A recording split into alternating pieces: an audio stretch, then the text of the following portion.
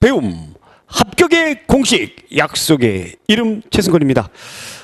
국권 강탈과 그다음에 독도 간도에 대해서 오늘 알아보는 시간. 풍전등화와 같은 그런 우리나라의 암울했던 역사 지키고자 그렇게 아둥바둥 노력을 했습니다만 결국에는 일본에 의해서 우리나라의 주권을 빼앗기게 되는 그런 암울한 시절의 역사를 우리가 오늘 알아보도록 하겠습니다.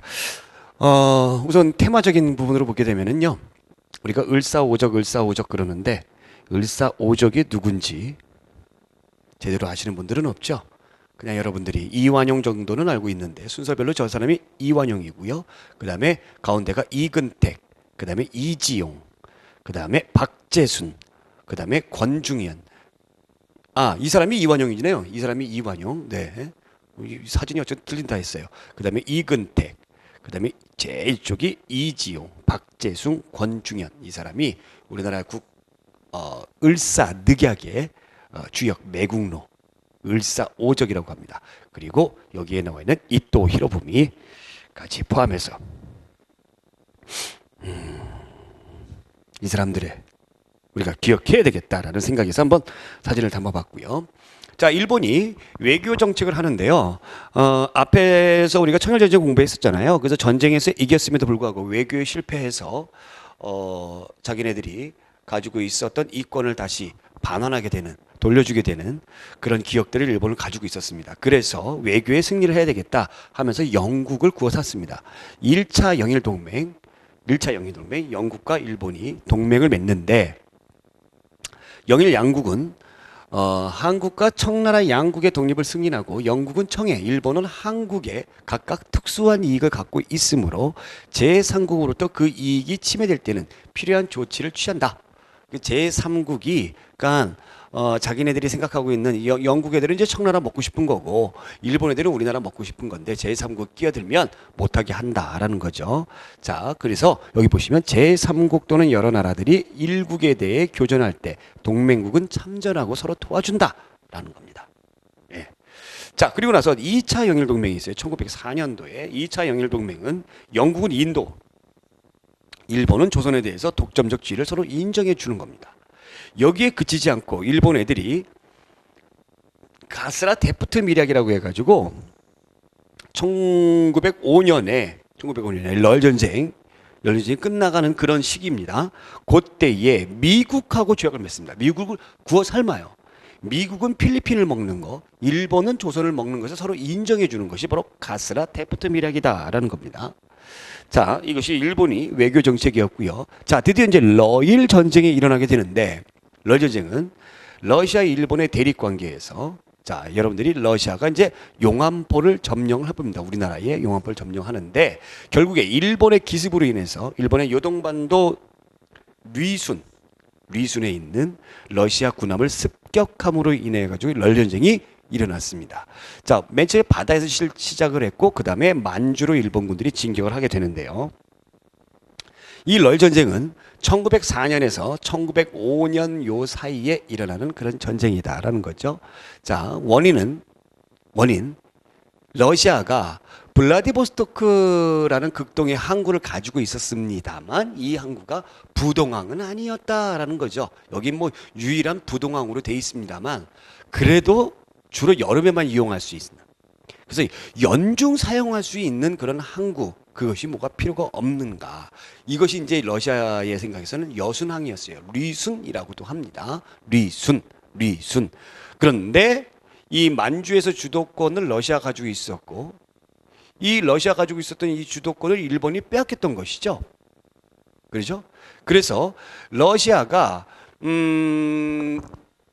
일본을 몰아내고 조선에까지 영향력을 확장하려고 노력을 했어요. 근데 이제 일본 애들이 어떤 제안을 하냐면 이런 제안을 하죠. 만주에서 너네들의 주도권을 인정해 주겠다. 대신 우리나라는 일본이 주도권을 할 수 있게끔 해달라라고 이야기를 했습니다. 러시아가 이를 단박에 거부를 해버리는 거예요. 단박에. 그러면서 북이 39도선, 38도선이 아니에요. 39도선을 경계로 북쪽은 러시아, 남쪽은 일본으로 하는 분할 통치안을 역제안했습니다. 그러나 결렬되었다. 자, 이 러일 전쟁은 어떻게 본다면 러시아와 일본의 전쟁입니다만 영국과 미국, 그 다음에 러시아의 전쟁이다라고 보는 시각도 있습니다. 왜냐? 이쪽으로 진출을 하려는, 아시아로 진출을 하려는 러시아를 누가 막는 겁니까? 영국과 미국이 막는 거죠. 얘네들이 어떻게 본다면 교묘하게 일본을 이용해 가지고 일으킨 전쟁이 러일 전쟁이다라는 겁니다. 결과로 겉으로는 미국의 중재로 미국 땅인 포츠머스에서 강화도 조약을 체결하면서 러시아가 물러납니다. 어디에서? 우리나라에서 물러난다라는 거죠. 자, 그리고 나서 이제 러일 전쟁 중에 일본 애들이 한일 의정서라는 것을 맺게 되는데요. 이지용과 하야시 사이에 체결합니다. 이지용 아까 우리가 을사늑약이었죠.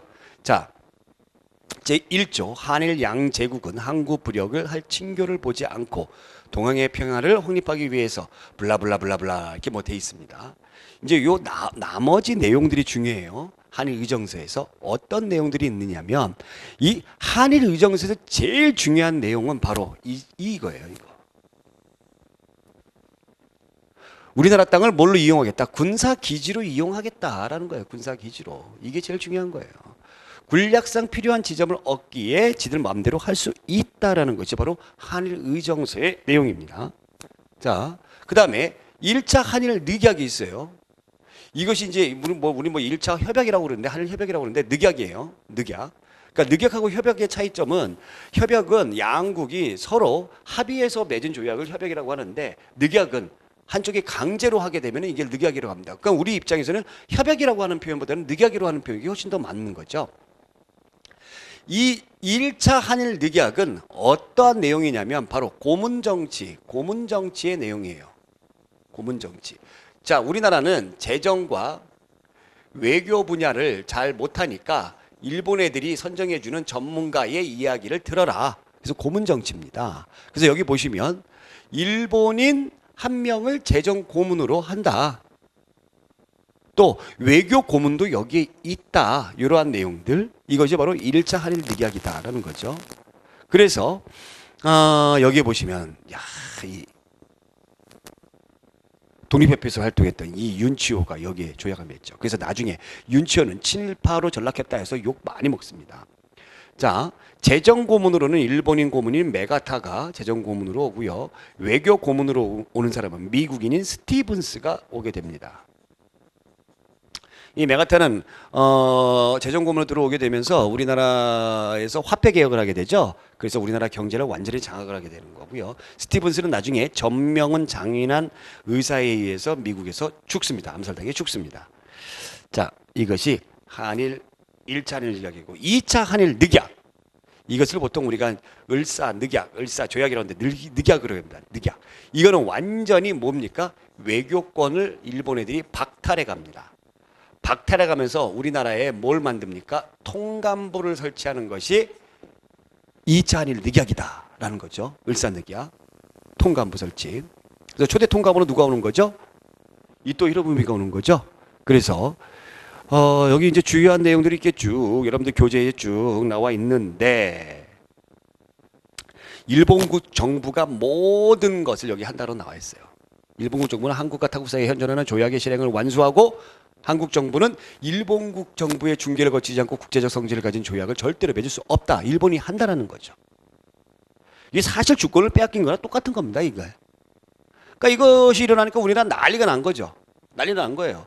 고종 같은 경우는 헐워트라는 사람을 미국에 특사로 파견했고요. 그러니까 미국이 들어줄 리가 없죠. 왜냐하면 일본하고 미국하고는 동맹관계였으니까. 그 다음에 헤이그 특사 파견합니다. 네덜란드 헤이그에 우리나라 그 3명의 특사를 이준, 이위종, 이상설 이 3사람을 파견했습니다만 역시 무기로 그치고 말고요. 자, 그 다음에 우리나라의 고위 관리였던 민영화는 자기가 우리나라를 지키지 못한 것에 대해서 유서를 남기고 자결을 하게 됩니다. 그리고 황성신문 같은 이런 을사늑약을 비판하는 장제연의 시리아 방송 대곡, 또 그 다음에 신돌석, 최익현 등의 이 을사의병들이 일어나게 되죠. 자, 고종의 강제 퇴위를 하게 되는데 일본 애들이 고종을 강제로 왕에서 끌어내립니다. 왜? 헤이그 특사 사건. 이 헤이그 특사 사건, 네가 책임져라.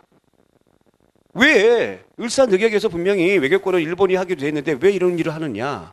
왜 이준 이상설 이유정을 몰래 특사로 파견했느냐? 그러면서 강제로 퇴위시키고 순종을 즉위시킵니다. 그 뒤에 한일 신협약을 맺게 되는데 이것을 이른바 정미 7조약이라고 했는데요. 여기에 이것이 바로 차관 정치라고도 이야기합니다. 차관. 일본인 차관들이 전부 다 장관 밑에 차관이 다 일본인이 되는 거고, 그다음에 군대 필요 없지 않느냐? 군대까지 해산시킵니다. 군대를 해산시킴으로 인해서 이때에 해산된 군인들이 의병을 다시 일으켜요. 이것이 바로 정미의병입니다. 그 뒤를 이어서 사법권을 박탈하고요, 경찰권까지 박탈합니다. 그래서 우리나라가 순서별로 보게 되면 한일 신협약 이후에 사경을 헤매게 된 거죠. 결국에 한일 병합 조약으로 인해서 이완용과 통감 테라우치가 이것을 체결하게 되면서 국권을 완전히 우리가 강탈당하게 되더라라는 거였습니다. 요거는 여러분들이 순서별로 잘 알아두시고 지문이 무엇을 의미하는지도 여러분들이 알아두셔야 됩니다. 여기 세 사람이 바로 헤이그 특사 세 사람을 사진을 얘기하는 거고요. 이 중에 이준 열사 같은 경우에는 분을 참지 못하고 헤이그에서 순국을 하게 되시죠. 자, 한일신협약의 내용 보겠습니다. 자, 한일신협약. 한국 정부는 시정 개선을 위해 통감의 지도를 받는다. 그러니까 여러분들 이거 통감 얘기 나왔다고 해가지고 여러분들 이거 을사늑약이니 생각하시면 안 돼요. 아시겠죠? 자, 그 다음에 여기 쭉 보시면 여기 나와 있네요. 네. 통감에 추천한 일본인을 한국 관리, 즉 차관으로 임명한다. 요거예요, 요거 잘 보세요. 요거를 잘 보셔야지만 여러분들이 요 지문 보시고 문제 푸는데 헷갈리지 않으십니다. 아시겠죠? 자, 이 한일신협약이라고 하는데 한일신늑약, 이것은 바로 이완용 여기 등장하죠. 그 다음에 이토 히로부미가 맺은 내용입니다. 이게 이제 우길기가 들어가 있는, 우길 문양이 들어가 있는 훈장이에요. 훈장. 일본에서 주는 훈장인데, 국가를 위해서 아주 훌륭한 일을 한 사람한테 일본이 수여하는 훈장입니다. 이 훈장을 주요 수상자가 도조 히데키 육군 대신입니다. 그 다음에 도조 헤이하치로 해군 대장이고요. 이토 히로부미 당연히 받았고요. 을사 오적들 다 받습니다. 이완용, 이근태, 박쥐 이런 사람들 다 받았어요.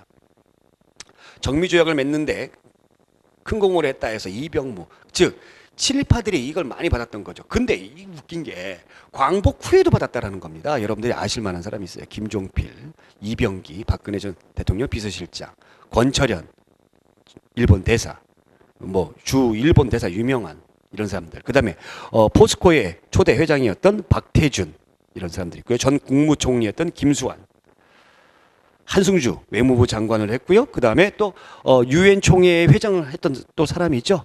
예. 그 다음에 효성그룹의 명예회장도 이런 훈장을 일본으로부터 받았다라는 거죠. 받아야 되는 겁니까? 자, 독도와 간도 보겠습니다. 독도, 일본 애들이 지네 땅이라고 계속 우겨대는데, 이 독도는 숙종 때 안영복이 활동을 참 많이 했어요. 이 사람은 어부입니다. 어부. 안영복이라는 사람 어부예요. 두 차례 일본에 가서 일본의 관리로부터 독도가 우리 땅임을 확인받고 돌아온 아주 훌륭하신 분이죠. 관리가 아니고 어부가. 자, 그럼에도 불구하고 일본 어민들이 계속 불법적으로 침입을 하더라라는 겁니다. 그래서 우리나라 관리가 울릉도에 관리를 이주시켜가지고 제대로 관리를 하였다라는 겁니다. 1909년도에 대한제국 칙령 제41호 요거 별표시해 놓고 한번 보겠습니다. 울릉도를 울도로 계칭하여 강원도에 부속하고 도감을 군소로 개정하여 관제 중에 편입하고 군등은 5등으로 한다. 군청의 위치는 태화동으로 정하고 구역은 울릉 전도와 죽도, 석도가 바로 독도죠. 관할한다. 대한제국 칙령에 이것이 나와 있습니다. 자, 19세기의 일본의 입장에서는 19세기 때도 역시 일본은 울릉도와 독도를 우리 땅으로 보고 있어요. 이것이 태정관 지령문이에요. 1577년도에. 그런데 일본 애들이 러일 전쟁 중에 시마네현 고시 해가지고 이것을 진해 땅으로 불법으로 편입시킨 거죠. 그래서 다케시마 된 거죠. 지금까지 계속 빡빡 우겨대는 것이 바로 이 부분이다. 자, 그 다음에 간도 보겠습니다. 간도는 여러분들이 만주와 연해주 사이에 있다 해서 사이간자 써가지고 간도 이렇게 불러요. 부르는데 이 간도는 이제 중국하고의 깊은 관련이 있죠. 자, 중국하고 어떤 내용을 한번 보게 되면은 청나라가 나중에 중국 대륙을 정복하고 나서 이쪽 지역이 자기네 민족의 발상지다 해가지고 굉장히 성스럽게 생각을 했어요. 그러면서 이제 우리나라 문제가 되니까 백두산 정계비를 건립을 하는데 이 백두산 정계비는 우리나라하고 청나라하고 합의해서 세운 게 아니에요. 지네들이 일방적으로 세운 겁니다. 그래서 뭐 세웠지? 가서 우리나라가 나중에 가가지고 본 거예요. 네. 자, 서쪽은 압록강, 동쪽은 토문강으로 한다라는 내용이 이 비석에 있습니다. 이 백두산 정계비. 서쪽은 압록강, 압록강은 여기에 이렇게 있으니까. 그럼 동쪽은 토문강으로 한다. 이 토문강을 지금 현재 중국 애들은 두만강으로 보는 거고, 그럼 두만강으로 봤을 때는 간도는 우리 땅이 아닌 거죠. 이 토문강을 송화강의 주류인 이 토문강이라는 것이 있다면 여기 이 지역은 우리 영토가 된다라는 겁니다. 그런데 대한제국에서 이미 대한제국 때에 이 간도의 관리를 파견을 해가지고 관리를 했다라는 겁니다. 관도관리사 이 법률을 파견하고 간도를 우리 땅, 우리 함경도의 행정구역으로 편입을 시켜버렸어요.